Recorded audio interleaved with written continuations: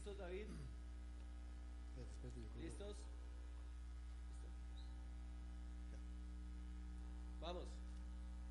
5, 4, 3, 2. Muy buenos días tengan todos ustedes, alumnos de esta tercera charla que se denomina Juicio Eterno. Dos palabritas que a veces nos provocan como que un resquemor, nos provocan como nerviosismo, pero es una verdad que tenemos que asimilar seriamente. Juicio eterno. Nos habla de las responsabilidades presentes del hombre actual, el hombre pasado y el hombre futuro. Nos habla de que algún día nos tendremos que enfrentar frente al Señor Jesucristo. Quiero recordarles Hebreos 6 del 1 al 3, la última parte dice, habla de la imposición de las manos, la resurrección de los muertos y el juicio eterno como doctrina fundamental de todo ser cristiano, de todo hombre de Dios. Debe conocer estos temas, debe manejarlos con mucha libertad. Estos temas que estamos viendo, la fe en Dios, los fundamentos, las enseñanzas sobre el bautismo, la imposición de las manos, estos temas debemos manejarlos, como diría alguien, como pez en el agua. Ustedes me imagino que se habrán puesto a pensar que la persona que más nos habló acerca del infierno y acerca del juicio de Dios fue ni más ni menos que el Señor Jesucristo.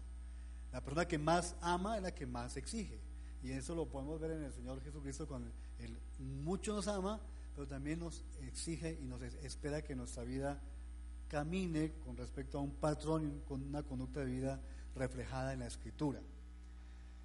Como están dándose las cosas en los tiempos modernos, la justicia es uno de los factores que más está esperando que el hombre haga en estos últimos días. Y quiero que recordemos los eventos últimos, los que están aconteciendo en nuestra sociedad colombiana, que estamos clamando por justicia, la justicia que el hombre hace de sí mismo. La Biblia misma lo describe como trapos de inmundicia. Hay un clamor profundo porque se haga justicia. Yo no sé si ustedes sentirán lo mismo, pero yo creo que todos pensamos que y esperamos que se haga justicia en todos en nuestros conflictos, en nuestros conflictos personales, familiares, en los conflictos entre las naciones mismas. Alguien tiene que hacer justicia, pero desde luego que no será el hombre mismo. La justicia viene ni más ni menos que del trono de Dios. Dice la Escritura, es el trono de justicia, de juicio y de equidad, dice la Escritura. Entonces, pensemos un poquitico en la situación de nuestra Colombia querida, que está sufriendo mucho. Hace unos pocos días hubo un evento grandísimo, inmenso, sorprendente. Toda la humanidad se sorprendió por la expresión de justicia que está clamando la sociedad colombiana. Pero yo quiero decirles que la justicia del hombre no alcanza, no es suficiente. La justicia del hombre no es suficiente y jamás será suficiente. Eso nos tiene que quedar claro a nosotros. Yo no puedo esperar justicia. Me viene a la memoria ahorita el caso de una hermana entre nosotros que sufrió el asesinato de uno de sus hijos. Crucial, con testigos y con todo. Esta es la hora que los asesinos están sueltos. Esa es la justicia del hombre. La justicia del hombre jamás logrará satisfacer las necesidades más íntimas que tiene el ser humano. Solo esa justicia puede venir de otra fuente diferente del hombre mismo. La justicia del hombre, por supuesto, no es justa, es injusta. Y si no, podemos darnos cuenta de que hay muchos inocentes en la cárcel y hay muchos culpables que andan por ahí rondando, haciendo de las suyas. La justicia del hombre no alcanza para soltar a los que no deben estar en una cárcel y para atrapar y someter a la justicia a aquellos que sí deben estar allí. La justicia del hombre es imperfecta, no alcanza, no es suficiente y jamás lo será. La maldad del hombre no se detiene. La maldad del hombre no se detiene. ¿Saben qué dice la Escritura acerca del corazón del ser humano? ¿Ustedes lo saben? ¿Saben qué dice Jeremías? Jeremías dice esta frase que es impactante: el corazón del ser humano es engañoso y perverso más que todas las cosas. Es engañoso, engaña de sí mismo. Eso es el resultado de la caída del hombre. En el corazón del hombre solamente hay engaño. Su maldad tiende a aumentar. Y Jesús dijo: la maldad del hombre se multiplicará sobre la faz de la tierra, lo dijo Jesús. Por lo tanto, no debe asombrarnos, y es una consecuencia lógica de un hombre que vive sin Dios, que vive apartado del Señor. ¿Y cómo hacemos para que algo le ponga ese punto final a la maldad del ser humano, que no se detiene y toca las fibras de la sociedad del hombre? El hombre es incapaz para administrar justicia. Por lo tanto, ¿cuál sería nuestra esperanza si no existiese otra justicia? Estaríamos terriblemente perdidos. Estaríamos en los brazos de los hombres injustos. Y me acuerdo ahorita de David, cuando él censó al pueblo de Israel. El Señor lo llamó a cuentas y le dijo: escoge de tres cosas, escoge. Dijo: de sufrir una guerra, de caer en manos de los hombres o en manos de Dios. Y David dijo esto: es terrible cosa caer en manos de los hombres, prefiero caer en las manos de Dios. Y se puso en las manos de Dios. Eso demuestra a las claras que la justicia del hombre nunca será justa realmente. Hay necesidad de un juez justo, de un juez que sea fiel, que reúna ciertas características. Esas características no pueden ser las que el hombre diga, sino las que Dios diga. Y ese juez ya sabemos quién es. Vamos a tener una introducción. Ese es nuestro programa. Vamos a hablar de un punto que me parece fundamental, que es el temor de Dios y las responsabilidades. Vamos a ver algunas definiciones acerca del juicio. Vamos a ver las clases de juicio, las recompensas, los tribunales de Cristo Jesús. ¿Qué significa infierno? Otra cosa importantísima para nosotros: el infierno es una palabra vedada, como que no la pronunciamos, que pronunciamos la palabra infierno. No, eso es terrible. Eso no debe estar en el vocabulario de los cristianos. Sí debe estar. ¿Por qué no debe estar? Si estuvo en las palabras, en las frases y en el vocabulario de Cristo Jesús, ¿por qué no debe estar entre nosotros? Algo debe cumplir entre nosotros. Lo tenemos que aprender, obviamente, desde la perspectiva del Hijo de Dios, de la perspectiva cristiana. Cuando pensamos en la palabra juicio, nos estremecemos. No pensamos en que algún día nos sentarán en la sillita del juicio. Y yo quiero decirles, y lo vamos a ver más adelante, que sí va a ser así. Nadie quisiera hacerlo ni por un segundo. Nadie quiere. Cuando pensamos en eso, no nos amargamos la vida y a lo mejor decimos: mejor deje así, pasemos a otro tema. No, es un tema que necesitamos estudiarlo y seriamente, profundamente. La resurrección está ligada con el juicio, y el juicio está ligado directamente con los actos de mi vida. Por eso lo que busca el juicio es que usemos de la reflexión, que reflexionemos seriamente sobre cada acto de nuestra vida, cada palabra de nuestra vida, cada gesto de nuestra vida, cada pensamiento nuestro finalmente será sometido al juicio, al examen de Dios. La característica del hombre moderno es ¿cuál? ¿Teme a Dios o temor a Dios o no temor a Dios? Yo creo que es muy fácil describirlo y discernirlo. El hombre moderno no teme ni siquiera a Dios, ni a sí mismo. Esto ha provocado, digamos que varias cosas. Primero, un caos moral y espiritual, un caos de irresponsabilidad social en todo orden. Lo que se ve, lo que se aprecia es que la gente no tiene temor de nada, de nada, de nada. Y hoy en día se inician peleas por cualquier cosa, se mata a la gente por cualquier cosa, por huecos, por choques, por cerradas, por palabras maldichas, por miles de razones. El hombre finalmente termina en pleitos. Todo eso porque hace falta una cosa importantísima entre nosotros que se llama el temor de Dios. Eso está reflejado en todos los tejidos sociales, en lo económico, en lo social, en lo político. Nada más veamos a nuestros padres de la patria cómo se agarran, las escenas que estamos viendo y que son repetidas cada vez más de los legisladores de muchos países, se agarran a golpes. ¿Cómo les parece? A golpes, porque no hay temor ni de Dios ni respeto entre los hombres. Hay una irresponsabilidad cabalgando entre nosotros, producto de la rebeldía que cada vez más acentúa ese abismo entre Dios y el hombre. El temor de Dios, es necesario que exista un temor que regule las relaciones con Dios y con los hombres. Con Dios, cuando hay temor de Dios, ¿qué pasa cuando verdaderamente mi vida refleja una vivencia con Dios basada en ese temor?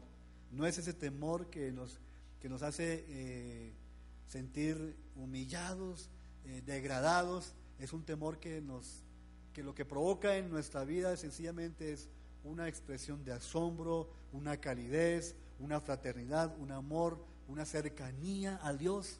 Nadie puede estar cercano al Señor si empezamos por no temerle. Cuando hay temor de Dios,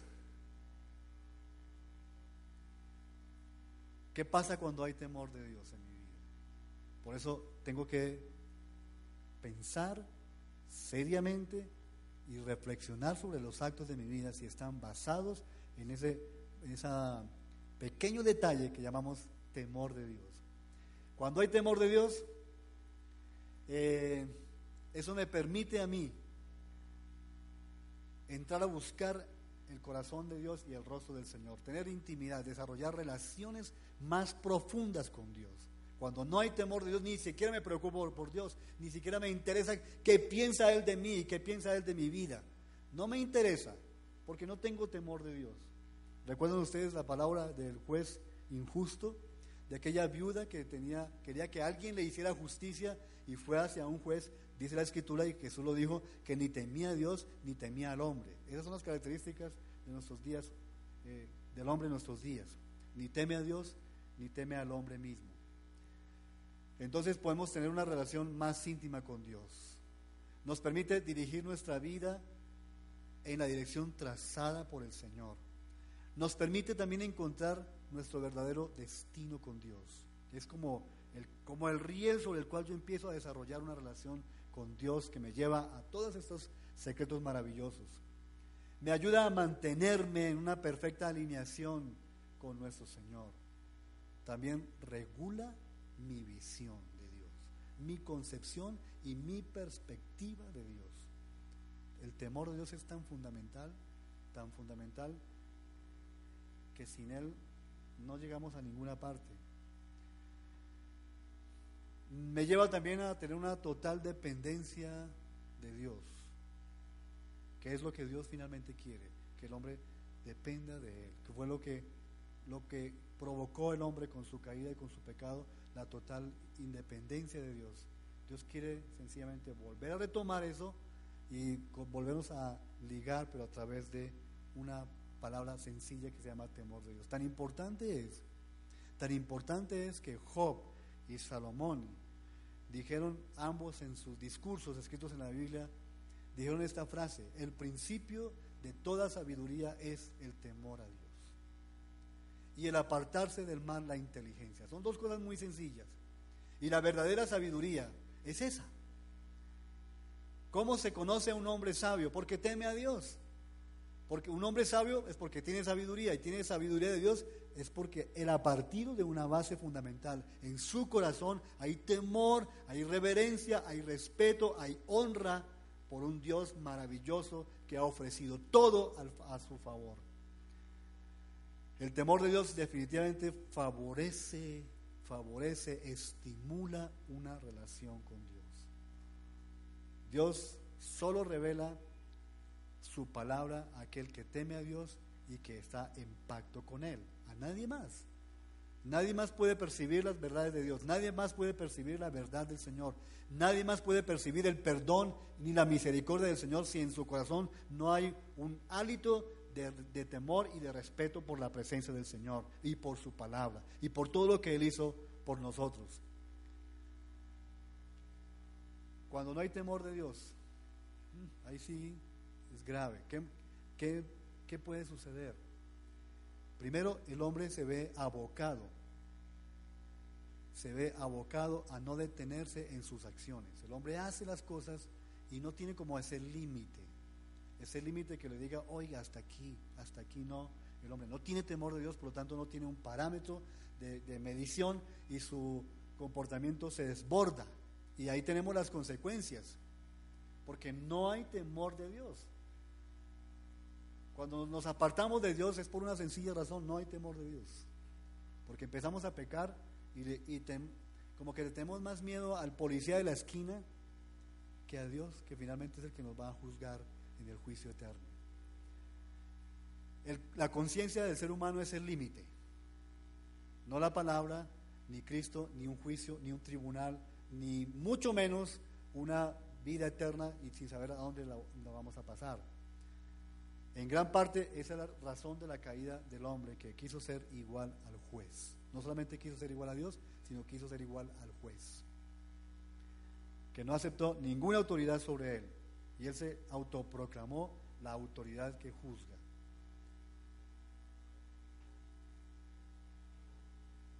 Con respecto a mi prójimo, ¿en qué me favorece? ¿En qué me ayuda? El temor a Dios primero. Primero, el temor de Dios es lo que condiciona nuestras relaciones en todas las esferas en que el hombre se mueve. Y quiero que miremos este texto, primera de Pedro 1:17. Es un texto muy interesante que nos refuerza esto que acabamos de decir. Dice primera de Pedro 1:17 así: y si invocáis por Padre a aquel que sin acepción de personas juzga. Quiero repetirlo: si invocáis por Padre a aquel que sin acepción de personas juzga, según la obra de cada uno, conducíos en temor todo el tiempo de vuestra peregrinación, sabiendo que fuisteis rescatados de vuestra vana manera de vivir, la cual recibisteis de vuestros padres, no con cosas corruptibles como oro y plata, sino con la sangre preciosa de Cristo Jesús, como de un cordero sin mancha y sin contaminación. Nos enseña o nos permite manejar nuestras relaciones dentro de los límites que Dios mismo establece. Cuando nuestras relaciones no están siendo coordinadas, monitoreadas por el temor a Dios, también nos desbordamos y arrasamos y pasamos por encima de la dignidad de las personas, y no nos importa ni sus lágrimas ni su condición. Sencillamente no tengo temor de Dios y me importa nada lo que esa persona viva, experimente o sienta, porque no hay temor de Dios. Eso sirve para manejar y monitorear mis relaciones, el temor de Dios, y lo acabamos de ver en 1 de Pedro 1:17. También el temor de Dios me mueve a hacer justicia con mis semejantes, no la justicia de los hombres, no la justicia que la misma Biblia declara son como trapos de inmundicia. Dice Isaías: las justicias de los hombres son comparadas única y exclusivamente con trapos de inmundicia. Imaginémonos los trapos de inmundicia. Y no quiero entrar un poquitico en lo que significan los trapos de inmundicia. La escena es un poquitico fría, pero lo que nos dice es: no sirve para nada. Cuando hay temor de Dios en mi corazón, eso se refleja en mi relación con mi prójimo y con mis hermanos, y aún con aquellos que no conocen a Dios, aún con la autoridad que gobierna nuestra ciudad, gobierna nuestra sociedad. Yo tengo que reflejarlo basado en mi temor de Dios, porque sé, como dice la Biblia, que sobre el alto vigila uno más alto, y sobre ese alto uno más alto. Siempre hay normas, siempre hay rangos, siempre hay sectores en donde Dios se mueve. También el temor restituye mi posición frente a mis hermanos, a mi prójimo.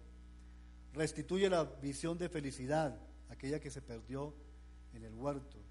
Restituye también, coloqué yo aquí, relaciones, incluyendo las familiares, incluyendo las matrimoniales, incluyendo las de padre e hijo. Todo eso tiene que ser regulado, por eso esta verdad tan sencilla que se llama temor de Dios. Con respecto a la naturaleza misma, también me ayuda a cambiar. No veo la naturaleza como un enemigo, como algo que me produce y que se tiene que acabar. No, sí me ayuda a cuidar. Y no quiero con esto decir que soy naturalista y que estoy en pro de paz verde. No, sencillamente eso lo podemos deducir de la Escritura. La misma creación, dice la Biblia, está esperando la redención de los hijos de Dios. Anhela, la redención también anhela ser partícipe de todo ese plan de redención. ¿Y por qué no manifestarlo a través de un buen cuidado? Mi temor a Dios me lleva a cuidar mi medio ambiente, si se quiere de esa manera. El temor de Dios que ha sido puesto en el corazón del hombre, ¿en qué momento creen ustedes que ese temor fue colocado en el corazón del hombre? Yo creo básicamente que fue en el momento en que Dios sopló, insufló la vida sobre el ser humano. En ese mismo momento ese hálito de vida llevaba impreso, llevaba inherente a sí mismo algo que se llama temor de Dios. Fue colocado en el corazón del hombre. Y ese temor de Dios me lleva a descubrir básicamente estas cosas: que Dios es juez, que hay un juicio, que hay recompensas y que hay un tribunal, que hay castigos y que hay recompensas. Hombres de Dios que pueden reflejar a través de su vida el testimonio de un temor a Dios bien arraigado en ellos mismos, encuentro varios en la Escritura. Son muchos, miles. Solamente extraje estos 4 o 5. Primero, Moisés. Moisés fue un hombre que aprendió a temer a Dios, a pesar de que él fue educado en una cultura que nada que ver con Dios. Sin embargo, esa semilla que Dios sembró en él cuando él estaba pequeñito apareció mucho tiempo después y fue un hombre que tuvo temor de Dios. Abraham también, un hombre que fue llamado de un mundo pagano, totalmente hostil al Señor, nada que ver con Dios, incrédulo, en abierta rebeldía. Sin embargo, de ese mismo sector Dios llamó a Abraham y este hombre respondió porque había en él un temor a su Creador. David, ni más que decir de David. David sí que nos habla de lo que significa temer a Dios. Todo un hombre con su pompa, todo un rey con su corte, con su llamado, un llamado eterno, un llamado noble. Sin embargo, ese hombre, si por algo se caracterizó, era porque temía a Dios. A pesar de que la Biblia describe que fue un hombre que tuvo muchas caídas y muchas rebeldías, sin embargo, algo en él lo hacía reflexionar, y era el temor a Dios. Él, en su relación con Dios, en su intimidad con Dios, aprendió a desarrollar esto que se llama temor a Dios, para poder conocer todo lo que él pudo recibir de Dios. Si no hubiera tenido ese temor en su corazón, seguramente no habríamos tenido ese David que tenemos, que lidera muchas de nuestras cosas hoy en día. Y por supuesto Job, un hombre que la forma como él habla de Dios, yo no creo que no la he podido ver en ninguna otra sección de la Escritura, él describe a un Dios majestuoso, a un Dios creador, a un Dios poderoso, a un Dios maravilloso, a un Dios que el hombre jamás podrá alcanzarlo, a un Dios que, como Job mismo dice, le puso límite a las olas del mar, pudo detener su orgullo. Fue tal el poder que pudo ver Job acerca de Dios, que fue movido por el temor a Dios a exaltarlo y a adorarlo. Job es maravilloso la forma como él describe a Dios. Y Job fue el primero que dijo esta frase: el principio de la sabiduría es el temor de Dios. ¿Tú quieres ser sabio? ¿Tú quieres crecer en sabiduría? ¿Tú quieres conocer, ahondar en el conocimiento de la presencia del Señor, del rostro del Señor, del carácter de Dios? Pues solamente tienes que hacer una cosa: temer a Dios y cuidar porque ese temor no sea arrebatado de tu corazón. Jesús nos enseñó a través de su palabra en Juan 12:47 unas frases que yo quisiera como resaltarlas. Jesús dijo: al que oye mis palabras y no las guarda, yo no le juzgo, porque no he venido a juzgar al mundo, sino a salvar el mundo. El que me rechaza y no recibe a mis palabras, tiene quien le juzgue, y ese juicio será ejecutado en el día del juicio final. Termina Jesús diciendo en este texto: la palabra que yo he hablado, ella misma es la que le juzgará en el día postrero. ¿Qué podemos entonces decir acerca del temor de Dios? ¿Qué podría significar para mi vida? ¿Cómo podría yo entender cuándo hay en mí temor de Dios y cuándo no? El temor de Dios es una actitud del corazón que expresa básicamente un respeto a un Dios omnipotente y poderoso, a un Dios que puede acabar con mi vida en cualquier momento si Él lo quisiera hacer, a un Dios que puede determinar mi vida, un respeto a un Dios que además de ser omnipotente es lleno de misericordia y de amor, un respeto que necesariamente tiene que traducirse en obediencia, algo que nos cuesta mucho a nosotros. Muchos de nosotros decimos: yo amo a Dios, y yo temo a Dios, y yo respeto a Dios, y yo honro al Señor. Pero hay una cosa fundamental que puede evidenciar a las claras esas palabras que estamos pronunciando: obediencia. Si no hay obediencia, todo lo demás son palabras que se las lleva el viento, se las lleva bien lejos. Si no hay temor de Dios en mi corazón, yo puedo hablar y las palabras pierden peso, no afectan, no impactan, mi vida no impacta, porque lo que impacta en mi vida es el temor a Dios, hace que mi vida sea más cercana al corazón de Dios. Contrario a lo que puede parecer, normalmente el respeto lo que hace es distanciar, ¿sí? Cuando yo tengo respeto, como que me distancio. No, el respeto a Dios lo que me hace es que pueda yo acercarme mucho más a su corazón, conocerlo, disfrutarlo, recibirlo, y todo lo que ustedes puedan imaginarse, solamente cuando en mi corazón está gestándose esa semillita profunda del temor a Dios. Reconoce que es un Dios creador, como veíamos, fue la enseñanza más grande que Job nos pudo dejar. Dios es un Dios creador, pero Dios es un Dios que creó el universo, pero también me creó a mí. La complejidad de la creación es tremenda. El temor de Dios es una actitud que me permite incrementar una relación de amistad y compañerismo con el Creador y con el Padre.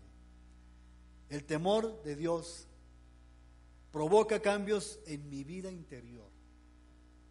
Provoca cambios. Lo que Dios está buscando de mí, eso lo provoca. Es como la puerta de entrada también, como que permite que eso se geste en mi vida. Los cambios. Cuando no hay temor de Dios, mi vida es como una pared fría, dura y resistente a todo cambio. Me permite conocer y al mismo tiempo relacionarme con el Dios juez. Me permite reconocer mis limitaciones.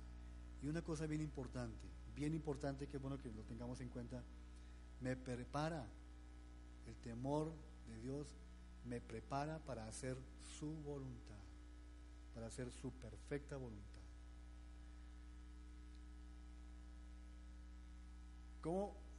¿Cómo podríamos describir la cosmovisión del temor de Dios, la cosmovisión cristiana? Yo puedo decirles que hay dos cosas que son importantes para poderlas entender. Una, la creación como punto de partida. Dos, el temor que Dios colocó en mi corazón.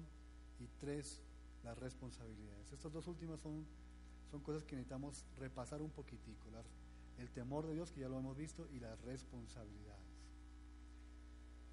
Dios me hace responsable a mí de todos mis actos.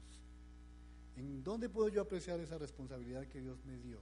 Pues en Génesis 2:17, ese texto ya lo hemos visto varias veces, sin embargo, por el tema mismo quiero volverlo a ver.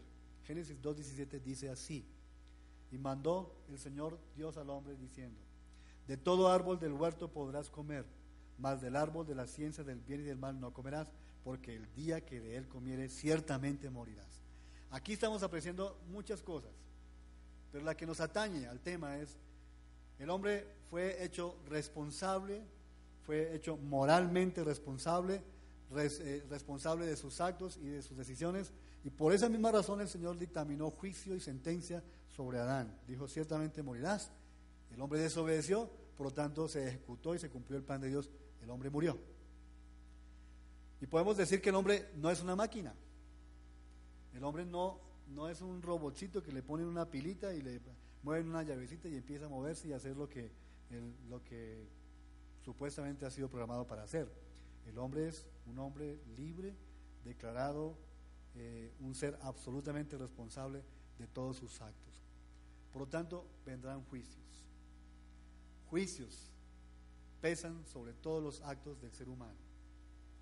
Los juicios, que es como colocar en la balanza del Señor los actos, los pensamientos, las palabras, las relaciones. Los juicios hablan de examen de conciencia.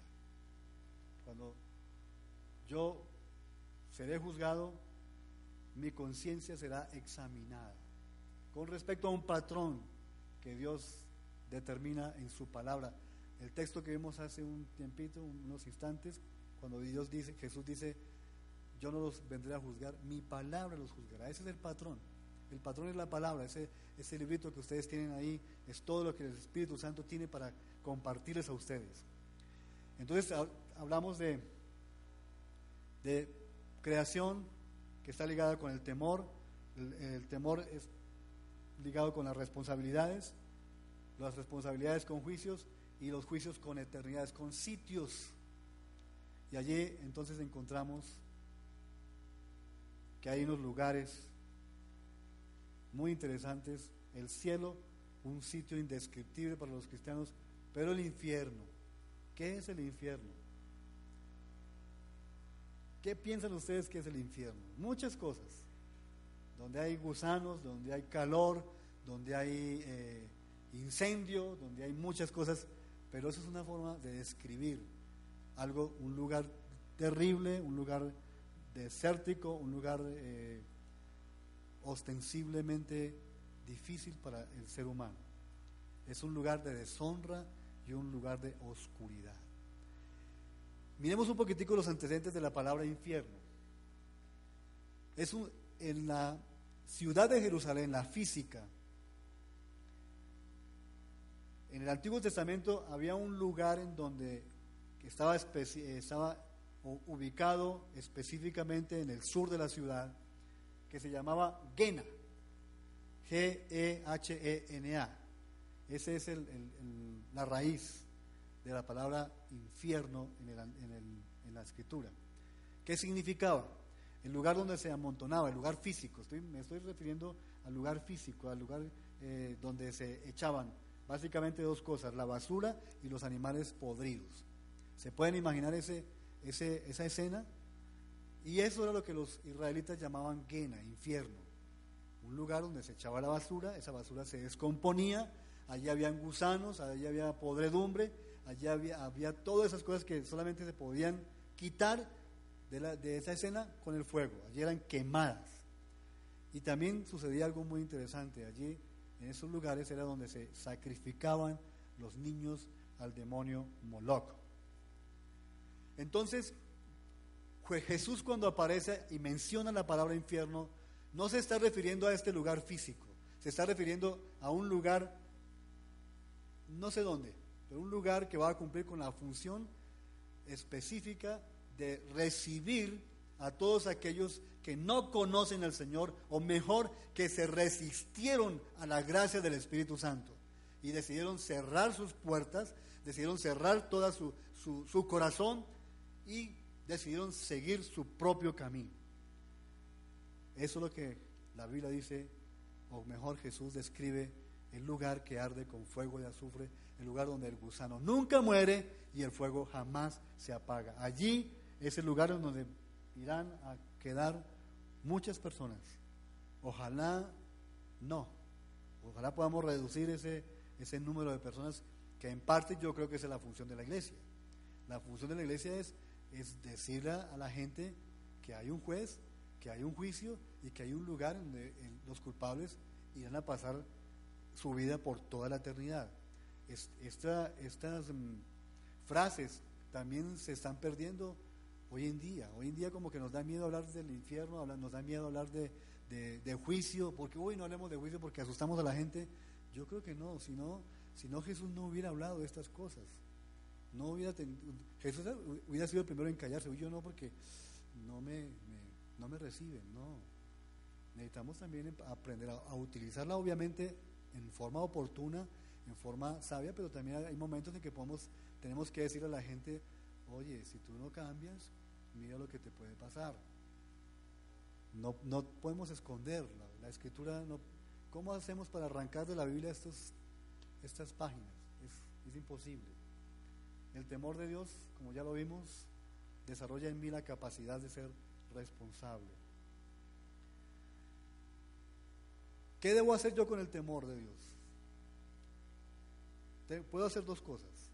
Una, hacer que ese temor crezca en mi vida y se refleje en todo mi entorno social en donde yo me muevo. Yo debo reflejar ese temor a Dios.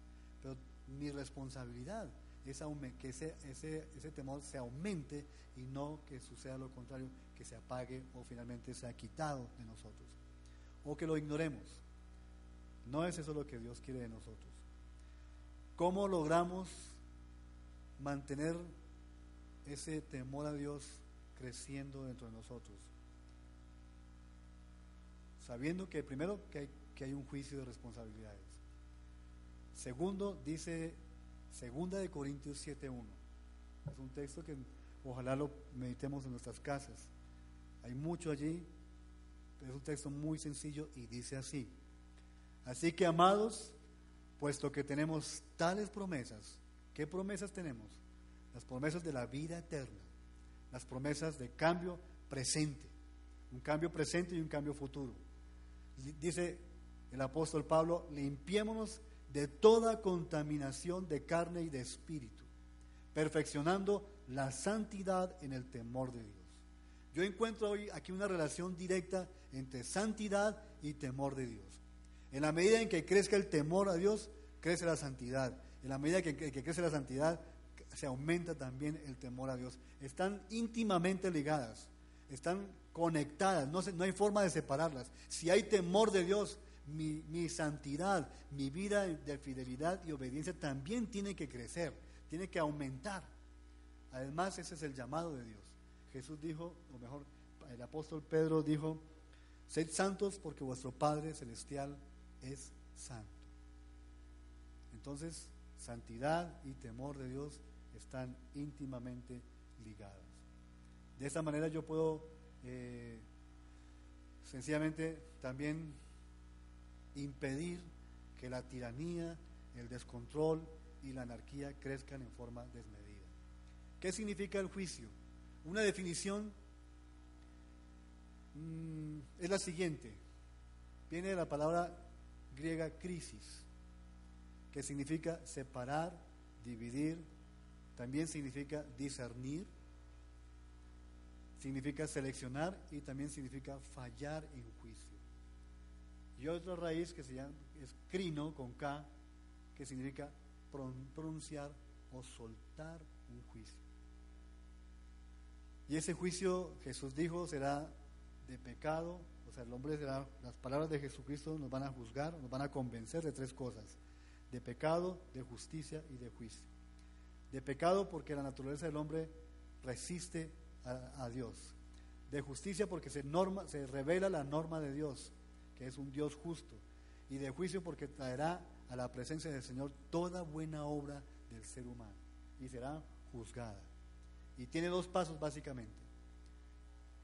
Uno, Dios cuando nos llama a juicio, les dije hace un tiempo, hace dos cosas: nos examina y dicta sentencia. Esas palabras son como duras: dicta sentencia. Tiene también varios propósitos, como lo vemos ahora: separar lo bueno de lo verdadero, separar lo bueno de lo malo, separar lo correcto de lo incorrecto, separa lo justo de lo injusto, separa el trigo de la cizaña. Todo eso es lo que promueve y busca el juicio de Dios. Los juicios de Dios este juicio de Dios no solamente se va a ejecutar en el día final. Dios también desarrolla o ejecuta juicios a la iglesia, juicios a las ciudades, juicios a las familias, juicios a los hombres en forma particular, juicios a las naciones, juicios como el que Dios ejecutó en Sodoma y Gomorra, juicios como el que Dios ejecutó con el diluvio, la Torre de Babel. Son juicios de Dios que reflejan el carácter moral y santo de Dios. Dios no tolera lo que no tiene su naturaleza. Y creo que el juicio de Dios lo que busca es eso, es separar lo santo de lo profano.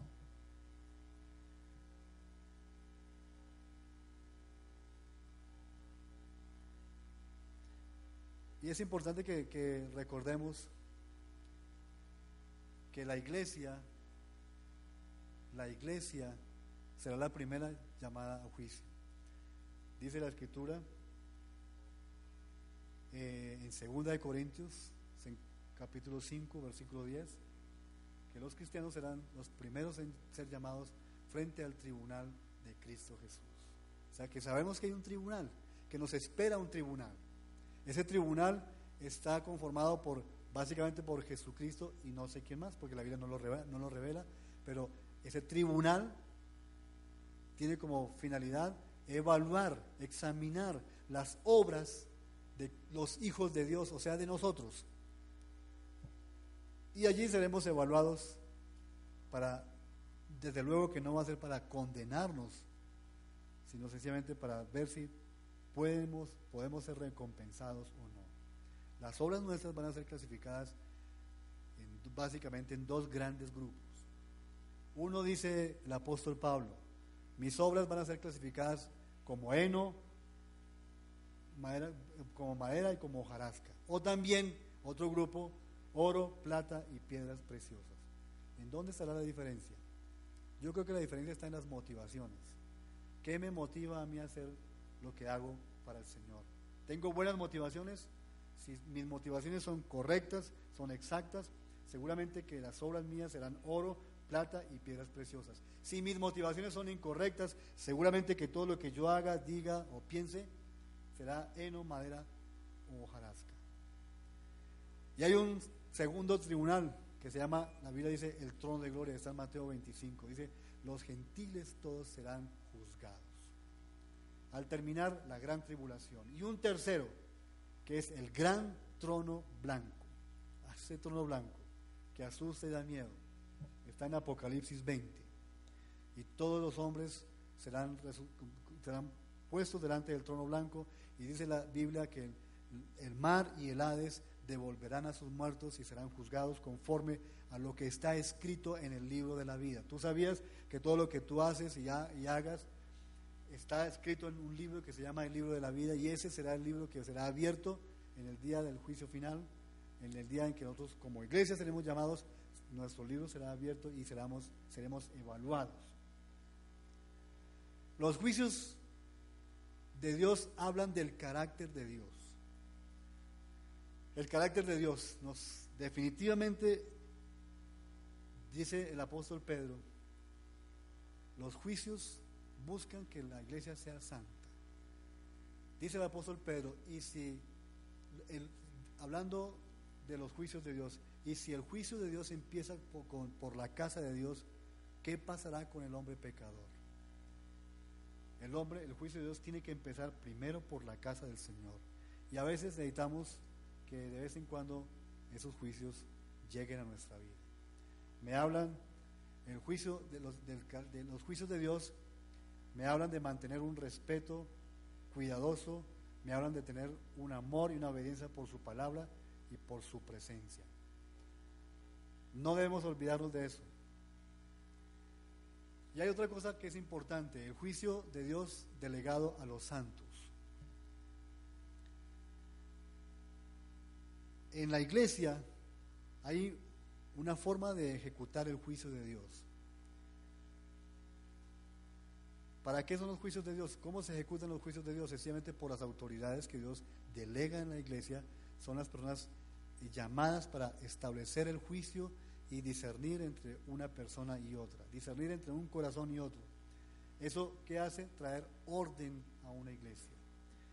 También evita, es una cosa que es clara para nosotros, pero que por lo general nos olvidamos de ella, evita que los problemas entre los impíos tengan que ser llevados ante los tribunales de los incrédulos, de los cristianos, de los cristianos tengan que ser llevados ante los tribunales de los incrédulos o de los impíos.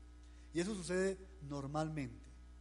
Y como si nada, entre los cristianos se llevan los problemas a los tribunales, a los jueces, a los impíos. Sencillamente estamos diciendo que un impío juzgue entre dos cristianos. Tristemente, pero eso pasa inclusive todavía hoy entre la iglesia cristiana.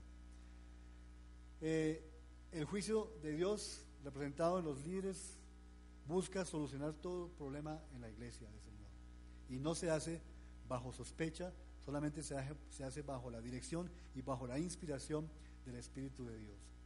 No se juzga a la persona, sino a los hechos de las personas. Nunca se debe juzgar a una persona.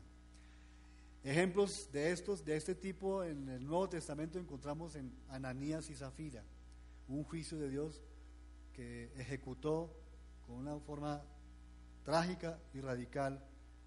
Nos da a entender que ese tipo de juicio todavía puede operar, y necesitamos que opere dentro de la iglesia del Señor. También hay un juicio sobre un fornicario en 1 Corintios 5, del 3 al 6. Dios permite que seamos autoexaminados, y es lo que debemos buscar, basados en el temor de Dios. Yo debo examinar mi vida constantemente, debo autoexaminarme. La palabra del Señor me lleva a eso, me inspira y me motiva, y yo debo cuestionarme todo lo que yo hago. Tengo que preguntarme por qué lo hago, cuál es mi motivación. Con eso me anticipo a los juicios de Dios. Mis queridos hermanos, yo quiero terminar aquí con este tema, pero no sin antes decirles que necesitamos profundizar cada vez más en nuestra vida diaria y práctica. Nuestro manejo de las relaciones tiene que estar sustentada y soportada por un temor que cada día más está desapareciendo del escenario de la iglesia y del escenario de los hombres naturales. Necesitamos propender por eso, necesitamos orar por eso, trabajar por eso, estimularnos a que el temor de Dios crezca cada vez más en nuestro corazón. Muchas gracias y que Dios los bendiga. Hasta pronto.